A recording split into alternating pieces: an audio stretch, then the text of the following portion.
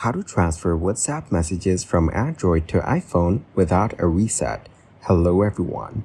In this video, I will show you how to transfer WhatsApp messages from Android to iPhone without a reset. First, open the WhatsApp app on your phone. Next, tap on the three dots at the top and reach the settings. Then select the Chats option, and you will get the Transfer Chats option. Now hit the Start button to move WhatsApp messages from Android to iPhone. Just make sure you're connected to a strong Wi-Fi network. Thank you guys for watching this video. Hope you got some value. Make sure to like the video and subscribe to the channel to get notified of new videos. See you in the next one.